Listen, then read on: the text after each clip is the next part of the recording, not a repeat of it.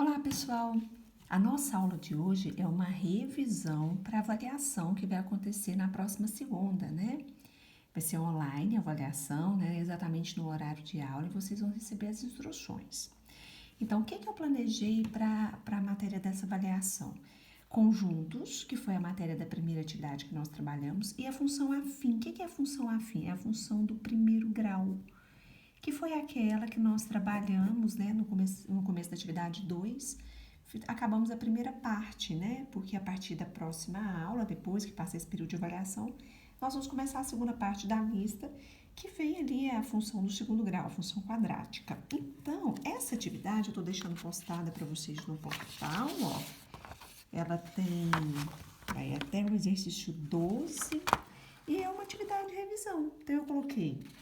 É claro, né, gente? Não dá para colocar a matéria inteira. Então, o que a gente foca? A parte principal. Então, eu coloquei a parte de conjuntos e função afim, 12 exercícios. Vocês vão ver que todos têm as respostas, né? Porque para vocês irem fazendo e conferindo a resposta. Eu vou aqui, gente, nessa aula de agora, dar algumas dicas, porque não tem sentido eu resolver todos, porque eu já resolvi todos em sala de aula. É momento de vocês resolverem. Então, nosso objetivo, ó, tem um fórum aberto hoje. Eu estou disponível no horário de aula de vocês. Eu peço por gentileza para enviar as dúvidas pelo fórum, porque às vezes a sua dúvida é a mesma dúvida de um colega. E o fórum é nosso registro. Nós temos que ter registro perante o MEC das atividades EAD. Então, eu preciso que vocês enviem as dúvidas pelo fórum, ok? Então, nós vamos usar a aula de hoje para vocês irem fazendo, enviando as dúvidas, né? Eu estarei disponível nesse horário de aula de vocês. Então, ó, cada um, como eu já disse, tem a resposta.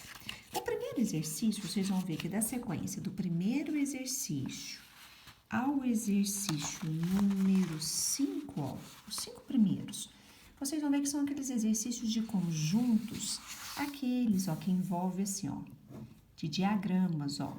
Tem exercício que você vai trabalhar com 2 diagramas e tem exercício que vocês vão trabalhar com 3 diagramas. Então, o primeiro passo é ler o enunciado para saber identificar se serão 2 ou serão 3 diagramas. Ah, tá, identifiquei que são 2 diagramas, o A e o B. Como é que eu começo preenchendo? Nós vimos que a gente começa preenchendo aqui pelo meio, pela interseção. Ah, o exercício fala que são 20 pessoas que gostam dos dois, então 20 vem aqui no meio. Ah, o exercício fala que são 40 pessoas que gostam do A.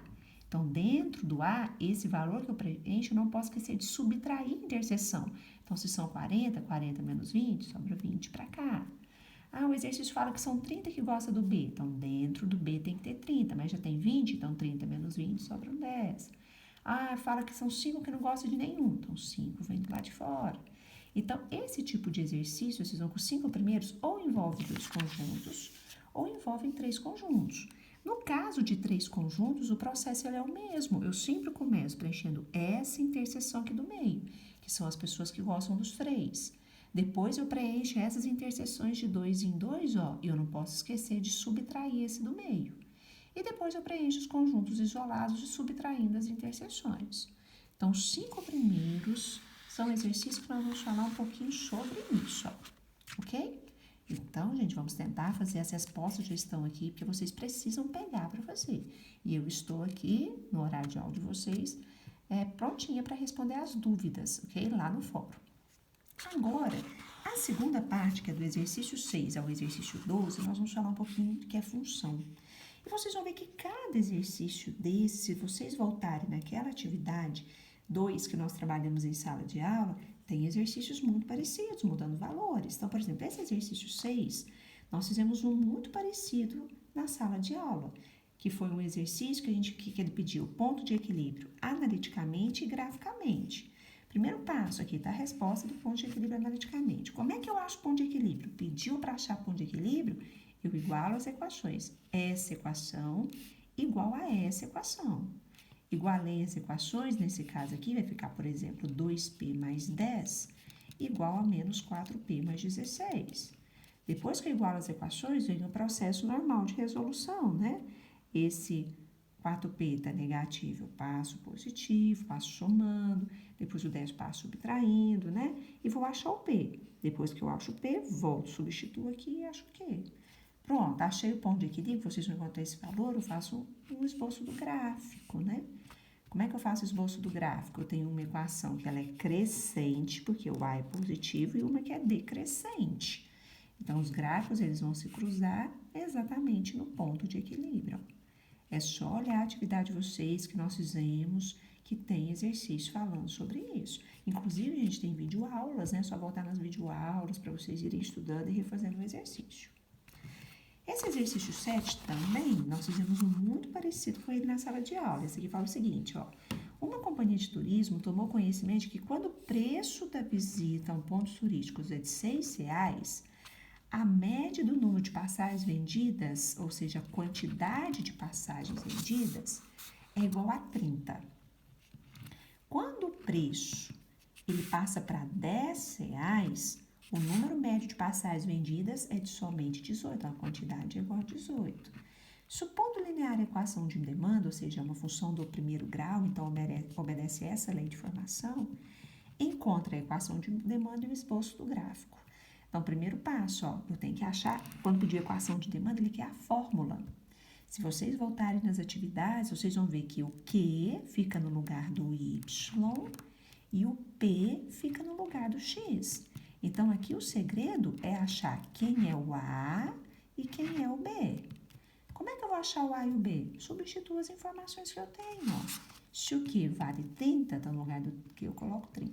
É igual a A vezes o P, que vale 6, mais o B, ó. Depois, o segundo Q que eu tenho vale 18. É igual a A vezes o valor do P, que é 10 mais B. Esse é aquele que a gente forma um sisteminha, ó. Então, uso os métodos de resolução do sistema e acho A e acho B, né? O processo é esse. Lembrando que aqui eu coloquei resposta, ó. A resposta é essa daqui. Depois vocês vão fazer um esboço do gráfico, como é que ficaria o gráfico, certinho? A questão 8 é muito parecida. Ele pede, ó, escreva a função a fim de te pedir na fórmula. Se ele te pede a fórmula, ele te pede para achar quem é o A, quem é o B. Nós não podemos esquecer que f de x é a mesma coisa que y. Então, falar y igual a x mais b, ou falar f de x igual a x mais b é a mesma coisa. A resposta é essa. Mas como é que eu vou achar esse a e esse b? Se vocês observarem, aqui eu tenho um gráfico, e nesse gráfico eu tenho as coordenadas de dois pontos, ó, desse ponto e desse ponto aqui. Quais são as coordenadas desse ponto? Se ele está em cima do eixo y, o x dele vale 0 e o y vale 4. Se este aqui está sobre o eixo x, o x dele vale menos 2 e o y vale 0. Esse é x, esse é y, esse é x, esse é y. Pego as informações, substituo aqui, ó. Vou montar um sisteminha e achar o A e o B, como vocês vão fazer no exercício 7. Ok? Já esse exercício 9, nós fizemos 2 exercícios em sala de aula. E é aquele que você faz a construção de 3 gráficos no mesmo plano cartesiano. Eu vou resolver a letra A aqui com vocês, ó. Como é que ficaria esse gráfico? Vou fazer só um esboço, né, gente? Então, esse gráfico da letra A, você tem 3 equações. A primeira, ó, y é igual a 3, vou colocar aqui, ó. Y é igual a menos 3 é a primeira. O que nós vimos que é isso em sala de aula? Nós vimos que é uma função constante. O que é o gráfico de uma função constante? É uma reta paralela ao eixo x. Se a y é igual a menos 3, eu vou lá no y igual a menos 3, ó, menos 1, menos 2 e menos 3, tá aqui embaixo, e vou traçar uma reta paralela ao eixo x. Só que ela não é uma reta infinita, ela é uma reta que só pode ser construída para x menor do que 4, ou seja, para trás do 4, ó, 1, 2, 3, 4. Então, a reta não pode vir tudo aqui não, ó, tem que ser para trás do 4, ó. Daqui para trás, ó, certo? Tem o sinal de igual? Não, então bolinha aberta nele. Próximo passo. A segunda função que eu tenho é y igual a 5x. Que função que é essa? É uma função do primeiro grau, não é? O x elevado a 1 é do primeiro grau. O a é 5 e o b é 0. Só que esse gráfico só pode ser construído no intervalo entre 4 e 6. Se é uma função do primeiro grau, de que eu preciso? Nós vimos em sala de aula que eu preciso de 2 pontos. Então, eu vou vir aqui e montar 2 pontos, ó. Quais são os valores de x que eu vou usar? Eu jogo sempre esses valores, onde vai começar e onde vai terminar o gráfico. Então, eu vou jogar x4 e depois eu vou jogar aqui, deixa eu um pouquinho pra cá, x6, ó. Então, se eu substituir 5 vezes 4 vai dar 20, 5 vezes 6 vai dar 30. Eu vou lá no gráfico, aqui vai ficar só um esboço, né, gente? Meu espaço aqui não é suficiente. Então, eu vou ligar o 4 com o 20, o 4 com o 20, vou falar que o 20 tá bem aqui, ó. E depois eu vou ligar o 6, ó, com o 30. Vou falar que o 30 tá um pouquinho acima aqui. Pronto, ó, é um gráfico que vai começar nesse ponto e vai terminar nesse ponto, ó. Tem o sinal de igual no 4? Tem, bolinha fechada. Tem o sinal de igual no 6? Não, então bolinha aberta. Ah, mas eu posso jogar o 6 aqui? Não tem o sinal de igual? Pode, porque é no gráfico que você coloca a bolinha aberta e define que ele não faz parte, ok?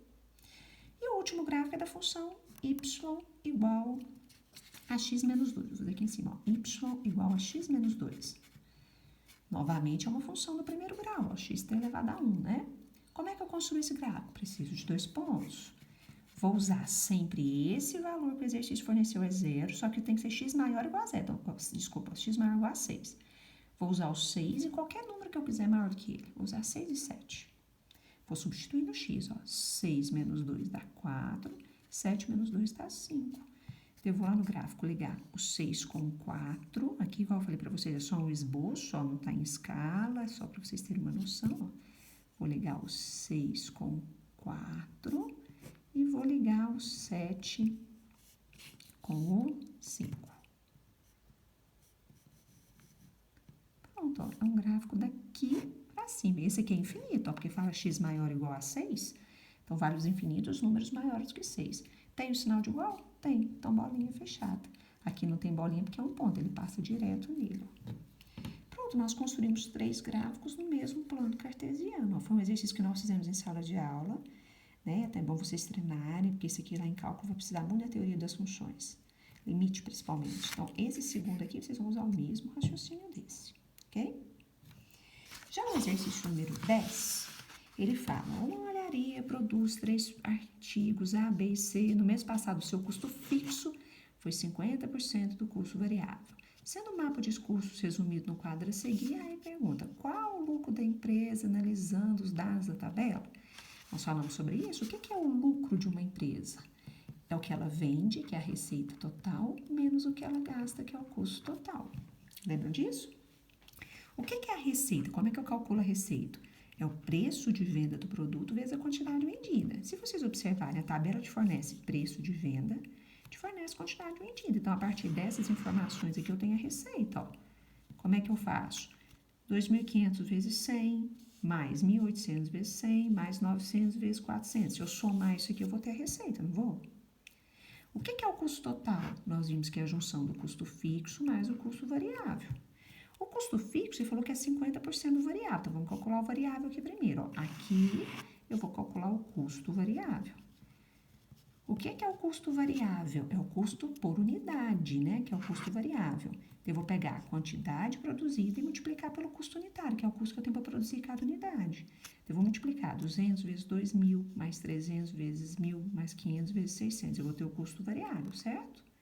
A metade desse valor vai ser meu custo fixo. Ah, achei um valor aqui igual a 10.000, por exemplo. A metade disso, ou seja, 5.000 vai ser meu custo fixo. Então, seria a junção de 5.000 mais 10.000, meu custo total. Estou só dando um exemplo, não são esses valores, não. Ah, achei que meu custo total é 15.000, por exemplo. Então, o que vai ser meu lucro? É a minha receita, que eu calculei aqui, menos o meu custo. Vocês vão ver que, nesse caso, vai dar esse resultado aqui, ó. Vai dar um lucro negativo, ou seja, a empresa está tendo um prejuízo, certo? Já o exercício 11, na verdade, é aquele exercício que a gente falou na sala de aula, na videoaula sobre depreciação. O que é depreciação? É a desvalorização de um produto. Então, ó, um equipamento foi comprado por 20.000 reais. Espera-se que seu valor final após 10 anos seja de 1.500. Então, hoje, ele vale 20.000. Daqui a 10 anos, ele vai estar valendo 1.500.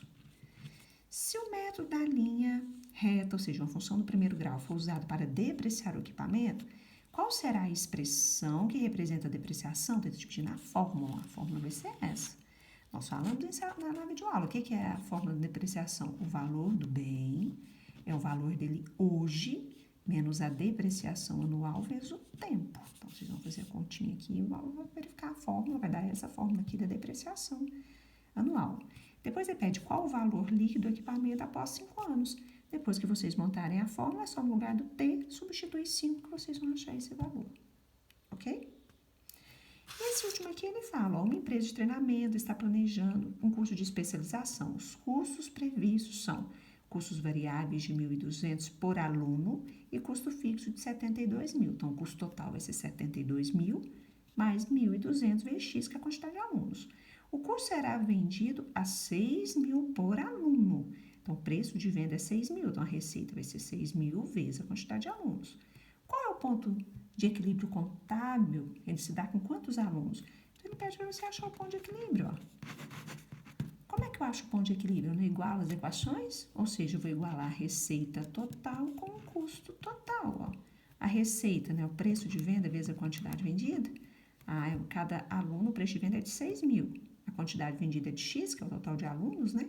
6.000 vezes X. O que é o custo total? É o fixo que ele te forneceu, mais o variável, que é 1.200 vezes a quantidade de alunos. Monta a equação e acha o ponto de equilíbrio. É isso aí, ó. Então, essa é a atividade com 12 exercícios. Igual eu falei para vocês, é claro que a gente não consegue, numa revisão, falar de tudo que nós falamos aí em praticamente 2 meses de aula, né? Então, eu fiz o condensado aqui de conjuntos e função do primeiro grau. Estou à disposição no horário de aula de vocês. Utilizem o fórum, pessoal. É a nossa ferramenta de registro. Obrigada e bons estudos.